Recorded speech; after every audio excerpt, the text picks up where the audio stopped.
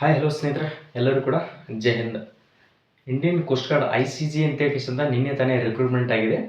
ಆ ಹುದ್ದೆಗಳಿಗೆ ಯಾರೆಲ್ಲ ಅರ್ಜಿಯನ್ನು ಸಲ್ಲಿಸುವುದು, ಅದರಲ್ಲಿ ಟೋಟಲ್ ಆಗಿರ್ತಕ್ಕಂಥ ಹುದ್ದೆಗಳೆಷ್ಟು, ಸೊ SSLC ಮೇಲೆ ಇದ್ದವರು ಕೂಡ ಹಾಕ್ಬೋದು, PUC ಮೇಲೆ ಮತ್ತು ಡಿಪ್ಲೊಮಾ ಹೋಲ್ಡರ್ಸ್ ಕೂಡ ಇದನ್ನು ಅರ್ಜಿಯನ್ನು ಸಲ್ಲಿಸೋಕೆ ಅವಕಾಶ ಇದೆ. ಇದು ಆನ್ಲೈನ್ ಮುಖಾಂತರ ಅರ್ಜಿ ಯಾವಾಗ ಸ್ಟಾರ್ಟ್ ಆಗಿದೆ ಮತ್ತು ಕೊನೆಯ ದಿನಾಂಕ ಯಾವಾಗ, ಮತ್ತು ಇದರ ಸಿಲೆಬಸ್ ಏನಿರುತ್ತೆ, ಫಿಸಿಕಲಿ ಯಾವ ಥರ ಇರುತ್ತೆ, ಮೆಡಿಕಲ್ ಯಾವ ಥರ ಇರುತ್ತೆ ಅಂತ ಹೇಳಿಸಿಂದ ಕ್ಲಿಯರ್ ಆದಂಥ ಮಾಹಿತಿಯನ್ನು ಈಗ ನಾನು ಹೇಳ್ತಾ ಹೋಗ್ತೀನಿ. ಸೊ ಕರೆಕ್ಟಾಗಿ ಈ ವಿಡಿಯೋನ ಪೂರ್ತಿ ಎಂಡ್ ಮಟ್ಟ ನೀವು ನೋಡಿದರೆ ಮಾತ್ರ ನಿಮ್ಗೆ ಅಪ್ಲಿಕೇಬಲ್ ಆಗುತ್ತೋ ಇಲ್ಲೋ ಅಂತ ಹೇಳಿಕೆಸಿಂದ ಕ್ಲಿಯರಿಟಿಯಾಗಿ ಅರ್ಥ ಆಗುತ್ತೆ ಸ್ನೇಹಿತರೆ. ಸೊ ಇದು ಪರ್ಮನೆಂಟ್ ಆಗಿರ್ತಕ್ಕಂಥ ಹುದ್ದೆಗಳು. ಇದು ಅಗ್ನಿವೀರದಲ್ಲಿ ಬರ್ತಕ್ಕಂಥ ಹುದ್ದೆ ಅಲ್ಲ, ಇದು ಪರ್ಮನೆಂಟ್ ಆಗಿರ್ತಕ್ಕಂಥ ಹುದ್ದೆ ಇರ್ತದೆ. ಇದರಲ್ಲಿ ಟೋಟಲ್ ಆಗಿ 3 ಥರದ ಹುದ್ದೆಗಳು ಬರ್ತಾವೆ.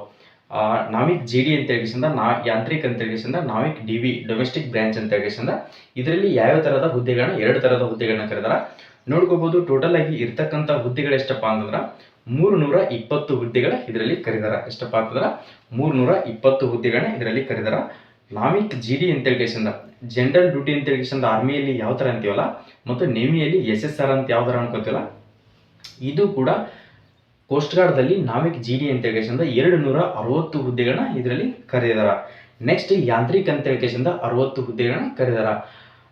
DV ಡೊಮೆಸ್ಟಿಕ್ ಬ್ರಾಂಚ್ ಅಂತ ಹೇಳಿಕೆಸಿಂದ ಇದರಲ್ಲಿ ಕನ್ಫರ್ಮ್ ಆಗಿಲ್ಲ. ಸೊ ನೆಕ್ಸ್ಟ್ ಅದನ್ನು ನೋಟಿಫಿಕೇಶನ್ ಮಾಡ್ಬೋದು. ಇದರಲ್ಲಿ ಇವೆರಡು ಹುದ್ದೆಗಳನ್ನ ಮಾತ್ರ ಕರೆದಾರ. ಇದು ಅಪ್ಲಿಕೇಶನ್ ಆನ್ಲೈನ್ ಮುಖಾಂತರ ಅರ್ಜಿಯನ್ನು ಸಲ್ಲಿಸುವ ದಿನಾಂಕ ಈಗಾಗಲೇ ಸ್ಟಾರ್ಟ್ ಆಗಿದೆ. ಕೊನೆಯ ದಿನಾಂಕ ಯಾವಾಗಪ್ಪ ಅಂತಂದ್ರೆ 3 ಜುಲೈಗೆ ನಿಮ್ಮ ಆನ್ಲೈನ್ ಮುಖಾಂತರ ಅರ್ಜಿಯನ್ನು ಸಲ್ಲಿಸುವ ದಿನಾಂಕ ಕ್ಲೋಸ್ ಆಗುತ್ತೆ. ಯಾರಾದರೂ ಅರ್ಜಿಯನ್ನು ಸಲ್ಲಿಸಬೇಕು ಅನ್ಕೊಂಡಿದ್ರೆ ಇದರಲ್ಲಿ ಏಜ್ ಕೂಡ ಜಾಸ್ತಿ ಇದೆ, ಹೈಟ್ ಕೂಡ ಕಡಿಮೆ ಇರ್ತದೆ. ಇದಕ್ಕೆ ಫೀಸ್ ಎಷ್ಟಪ್ಪ ಅಂತಂದ್ರೆ ಆನ್ಲೈನ್ ಮುಖಾಂತರ ಫೀಸನ್ನು ಕಟ್ತಿರಲ್ಲ, ಅದು ಆನ್ಲೈನ್ ಮುಖಾಂತರನೇ ಕಟ್ಟಬೇಕಾಗುತ್ತೆ. ಯಾವುದೇ ಥರನಾಗಿ ಪೋಸ್ಟಿಗೆ ಕಟ್ಟುವಂಥ ಅವಶ್ಯಕತೆ ಇರೋದಿಲ್ಲ. ಇದಕ್ಕೆ ನೋಡ್ಕೊಡ್ರಿ, ಜನರಲ್ UR ಮತ್ತು OBC ದವರು EWS ದವರು 300 ಅಪ್ಲಿಕೇಶನ್ ಫೀಸನ್ನು ಕಟ್ಟಬೇಕಾಗುತ್ತೆ, 300 ರೂಪಾಯಿ. ಅದೇ ಥರನಾಗಿ SC ST ಕೆಟಗರಿ ಅವರು ಯಾರಾದರೂ ಇದ್ದರೆ ಇದಕ್ಕೆ ಯಾವುದೇ ಥರನಾದಂಥ ಫೀಸ್ ಇರೋದಿಲ್ಲ. ನೆಕ್ಸ್ಟ್ ಇದರಲ್ಲಿ ಏಜ್ ಎಷ್ಟಪ್ಪ ಅಂತಂದ್ರೆ 18ರಿಂದ 22 ಏಜ್ ಇದ್ದವರು ಇದಕ್ಕೆ ಅರ್ಜಿಯನ್ನು ಸಲ್ಲಿಸಬಹುದು. ಎಷ್ಟಪ್ಪ ಅಂತಂದ್ರೆ 18ರಿಂದ 22. ಅದು ಕಟಪ್ ಯಾವ್ದು ನೋಡ್ಕೊಡ್ರಿ 18ರಿಂದ 22 ಅಂತಂದ್ರೆ ನಿಮ್ಮ ಡೇಟ್ ಆಫ್ ಬರ್ತ್ ಎಲ್ಲಿಂದ ಹಿಡಿದು ಎಲ್ಲಿ ಮಟ್ಟ ಇರ್ಬೇಕಂತ ಹೇಳ್ತೀನಿ ನೋಡ್ಕೊಡ್ರಿ. 1-3-2003ರಿಂದ ಹಿಡಿದು ನಿಮ್ಮ ಕಟಪ್ ಅಲ್ಲಿವರೆಗೆ ಇದ್ರೆ ನೀವು ಅರ್ಜಿಯನ್ನು ಸಲ್ಲಿಸೋಕೆ ಇದೊಂದು ಅವಕಾಶ ಸಿಗ್ತತಿ. 28-3-2007 1-3-2003ರಿಂದ ಹಿಡಿದು 28-3-2007 ನಿಮ್ಮ ಏಜ್ ಇತ್ತಪ್ಪ ಅಂತಂದ್ರೆ ಅಷ್ಟರೊಳಗೆ ನೀವು ಜನಿಸಿದ್ರೆ ಈ ಅರ್ಜಿಯನ್ನು ಸಲ್ಲಿಸೋಕೆ ನಿಮ್ಗೆ ಡೇಟ್ ಬರ್ತದೆ. ನೆಕ್ಸ್ಟ್ OBC ದವ್ರು ಯಾರಾದರೂ ಇದ್ರೆ 3 ವರ್ಷ ಏಜ್ ರಿಲ್ಯಾಕ್ಷನ್ ಕೂಡ ಇರ್ತೈತಿ. SC ST ದವ್ರು ಯಾರಾದರೂ ಇದ್ರೆ 5 ವರ್ಷ ನಿಮ್ಗೆ ಏಜ್ ರಿಲ್ಯಾಕ್ಷನ್ ಕೂಡ ಇದರಲ್ಲಿ ಕೊಟ್ಟಿರ್ತಾರ. ಇದರ ಕ್ವಾಲಿಫಿಕೇಶನ್ ಏನು ಬೇಕಾಗುತ್ತಾ, ಜನರಲ್ ಡ್ಯೂಟಿದವ್ರಿಗೆ ಏನು ಬೇಕಾಗುತ್ತಾ ಮತ್ತು ಯಾಂತ್ರಿಕದವ್ರಿಗೆ ಏನು ಬೇಕಾಗುತ್ತೆ ಕ್ವಾಲಿಫಿಕೇಶನ್ ಕೊಡ್ರಿ. ಜನರಲ್ ಡ್ಯೂಟಿಗೆ ಯಾರಾದರೂ ಅರ್ಜಿಯನ್ನು ಸಲ್ಲಿಸಬೇಕು ಅನ್ಕೊಂಡಿದ್ರೆ ನೀವು 12ನೇ ತರಗತಿ 10+2 ಪಾಸ್ ಆಗಿರಲೇಬೇಕು. ಯಾವುದಪ್ಪ ಅಂತಂದ್ರೆ ಅದು ಆರ್ಟ್ಸ್ ಕಾಮರ್ಸ್ದವ್ರಿಗೆ ಬರೋದಿಲ್ಲ. ಓನ್ಲಿ ಸೈನ್ಸ್ ಹೋಲ್ಡರ್ ಯಾರಾದರೂ ಇದ್ರೆ ಅವರಿಗೆ ಮಾತ್ರ ನಾವಿಕ್ GD ಅಪ್ಲಿಕೇಶನ್ ಹಾಕೋಕೆ ಬರ್ತದೆ. ನೆಕ್ಸ್ಟ್ ಅದೇ ತರನಾಗಿ ಯಾಂತ್ರಿಕ ಏನು 60 ಪೋಸ್ಟ್ಗಳಿದಾವಲ್ಲ, ಅದನ್ನ ಯಾರಾದರೂ ಹಾಕ್ಬೇಕು ಅನ್ಕೊಂಡಿದ್ರೆ ನೀವು ಡಿಪ್ಲೊಮಾ ಮುಗಿಸಿರ್ಬೇಕು. ಡಿಪ್ಲೊಮಾದಲ್ಲಿ mechanical, automobile, next electrical, next ಇವು ಟೋಟಲ್ ಆಗಿ ನೀವು ಟೆಕ್ನಿಕಲ್ ಕೋರ್ಸಸ್ಗಳೇನು ಬರ್ತಾವಲ್ಲ ಅದರಲ್ಲಿ ಅವನ್ನ ಕೋರ್ಸನ್ನು ಮುಗಿಸಿದವರಿಗೆ ಅರ್ಜಿಯನ್ನು ಸಲ್ಲಿಸೋಕೆ ಅವಕಾಶ ನಿಮ್ಗೆ ಇರ್ತದೆ. ಯಾವುದ್ಯಾವುದಪ್ಪ ಅಂತಂದ್ರೆ ನೋಡ್ಕೊಳ್ರಿ, electrical, mechanical, next electronics, telecommunication ಅಂತ ಹೇಳಿ ಇವೆಂಟ್ ಟ್ರೇಡ್ಗಳಿರ್ತಾವಲ್ಲ, ಈ ಟ್ರೇಡ್ಗಳಿದ್ದವರು ಅರ್ಜಿಯನ್ನು ಸಲ್ಲಿಸೋಕೆ ನೀವು ಅಪ್ಲಿಕೇಬಲ್ ಆಗ್ತಾರೆ. ಇದ್ರ ಸೆಲೆಕ್ಷನ್ ಪ್ರೊಸೆಸ್ ಯಾವ ಥರ ಇರ್ತೈತಿ, ಫಸ್ಟ್ಗೆ ಎಕ್ಸಾಮ್ ಇರ್ತೈತಿ, ಫಿಸಿಕಲ್ ಇರ್ತೈತಿ, ಅದ್ರ ಕೂಡ ತಿಳಿದುಕೊಡ್ರಿ. ಫಸ್ಟ್ಗೆ ನಿಮ್ಗೆ ಆನ್ಲೈನ್ ಮುಖಾಂತರ ಕಂಪ್ಯೂಟರ್ ಬೇಸ್ಡ್ ಮುಖಾಂತರ ಆನ್ಲೈನ್ ಎಕ್ಸಾಮ್ ಇರ್ತೈತಿ. ಎಕ್ಸಾಮನ್ನು ಯಾವ ಥರ ಅಂತಂದ್ರೆ ಎರಡು ಥರದ ಎಕ್ಸಾಮ್ಗಳು ಇರ್ತಾವೆ. ಫಸ್ಟ್ ಸ್ಟೇಜ್ 1, ಸ್ಟೇಜ್ 2 ಅಂತ ಹೇಳಿ 2 ಎಕ್ಸಾಮನ್ನು ನೀವು ಕಂಡಕ್ಟ್ ಮಾಡಲೇಬೇಕಾಗುತ್ತೆ. ಎಕ್ಸಾಮ್ ಕ್ಲಿಯರ್ ಆದಮೇಲೆ, ನೀವು ಎಕ್ಸಾಮ್ನಲ್ಲಿ ಪಾಸ್ ಆದಮೇಲೆ, ಕಟಪ್ನಲ್ಲಿ ಕುಂತ್ಕೊಂಡ್ಮೇಲೆ PET ಫಿಸಿಕಲ್ ಎಫಿಷಿಯನ್ಸಿ ಟೆಸ್ಟ್ ಅಂತ ಹೇಳಿ ನಿಮ್ಗೆ ಕಂಡಕ್ಟ್ ಮಾಡ್ತಾರೆ. ಫಿಸಿಕಲ್ನಲ್ಲಿ ನೀವು ಕ್ವಾಲಿಫೈ ಆದರೆ ಮೆಡಿಕಲ್ ಇರುತ್ತೆ, ಮೆಡಿಕಲ್ನಲ್ಲಿ ಕ್ವಾಲಿಫೈ ಕೂಡ ಆದರೆ ನಿಮ್ಗೆ ಫೈನಲಿ ಆಗಿ ಡಾಕ್ಯುಮೆಂಟ್ ವೆರಿಫಿಕೇಶನ್ DV ಅಂತ ಹೇಳಿ ಇರ್ತದೆ. ಇದಕ್ಕೆ ಸಿಲೆಬಸ್ ಯಾವ ಥರ ಇರ್ತೈತಿ, ಜನರಲ್ ಡ್ಯೂಟಿದವ್ರಿಗೆ ಯಾವ ಥರ ಇರ್ತೈತಿ ಮತ್ತು ಯಾಂತ್ರಿಕದವ್ರಿಗೆ ಯಾವುದಿರುತ್ತೆ ಅಂತ ತಿಳಿದುಕೊಳ್ರಿ.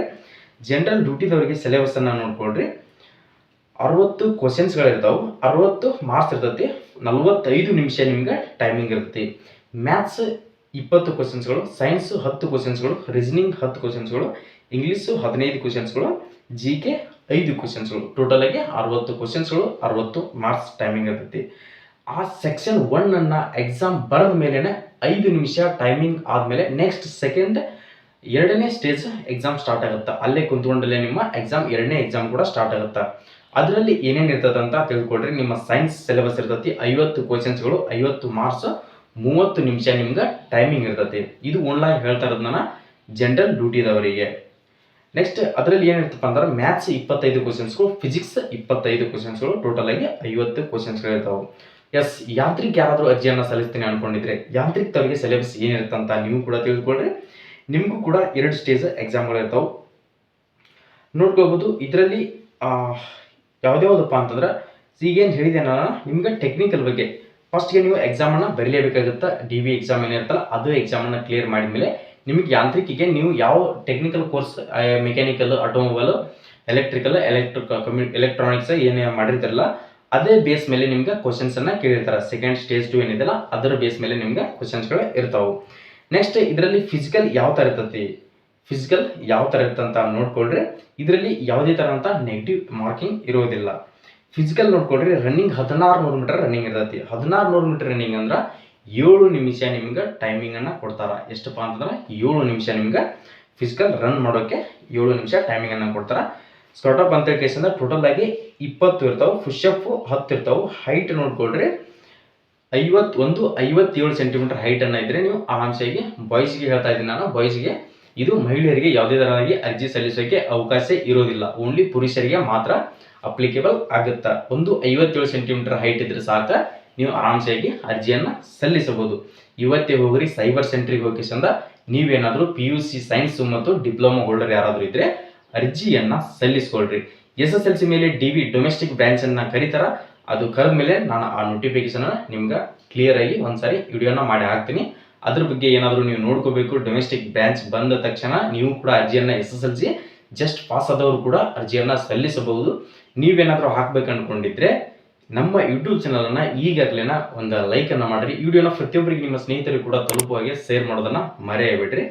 ಕೆಳಗಡೆ ಕಾಣ್ತಿದ್ದ ಸಬ್ಸ್ಕ್ರೈಬ್ ಬಟನ್ ಅನ್ನು ಕ್ಲಿಕ್ ಮಾಡಿ. ನೀವು ಸಬ್ಸ್ಕ್ರೈಬ್ ಮಾಡಿ ಇಟ್ಕೊಂಡ್ರೆ ಮಾತ್ರನೇ ನಿಮಗೆ ನೆಕ್ಸ್ಟ್ ಡೊಮೆಸ್ಟಿಕ್ ಬ್ರಾಂಚ್ ನೋಟಿಫಿಕೇಶನ್ ಆಗಿದ್ದು ಕನ್ಫರ್ಮ್ ಆಗಿ ಗೊತ್ತಾಗುತ್ತೆ. ಈ ಅಪ್ಲಿಕೇಶನ್ ಹಾಕಿದ ಮೇಲೆ ನಿಮ್ಮ ಎಕ್ಸಾಮ್ ಡೇಟ್ ಯಾವಾಗ ಬರುತ್ತೆ, ಅಡ್ಮಿಟ್ ಕಾರ್ಡ್ ಯಾವಾಗ ಇರುತ್ತೆ, ನೆಕ್ಸ್ಟ್ ಇದರ ರಿಸಲ್ಟ್ ಯಾವಾಗ, ಮೆಡಿಕಲ್ ಯಾವಾಗ, ಫಿಸಿಕಲ್ ಯಾವಾಗ, ಏನಾದರೂ ತಿಳ್ಕೊಬೇಕು ಅನ್ಕೊಂಡಿದ್ರೆ ಪ್ರತಿಯೊಂದು ಇನ್ಫಾರ್ಮೇಷನನ್ನು ನಮ್ಮ ಯೂಟ್ಯೂಬ್ ಚಾನಲ್ದಲ್ಲಿ ಯಾವುದೇ ಒಂದು state government, central government, private job ಆಗಿರಲಿ ಅದ್ರ ಬಗ್ಗೆ ಮಾಹಿತಿಗಳನ್ನ ತಿಳ್ಕೊಬೇಕು ಅನ್ಕೊಂಡಿದ್ರೆ ನಮ್ಮ ಯೂಟ್ಯೂಬ್ ಚಾನಲ್ ಇಂಪಾರ್ಟೆಂಟ್ ಆಗಿರ್ತದೆ. ಸೊ ಈಗಲೇ ಸಬ್ಸ್ಕ್ರೈಬ್ ಮಾಡೋದನ್ನು ಮರೆಯಬೇಡಿ. ನೆಕ್ಸ್ಟ್ ವಿಡಿಯೋದಲ್ಲಿ ಬರೋಣ. ಜೈ ಹಿಂದ್, ಜೈ ಕರ್ನಾಟಕ.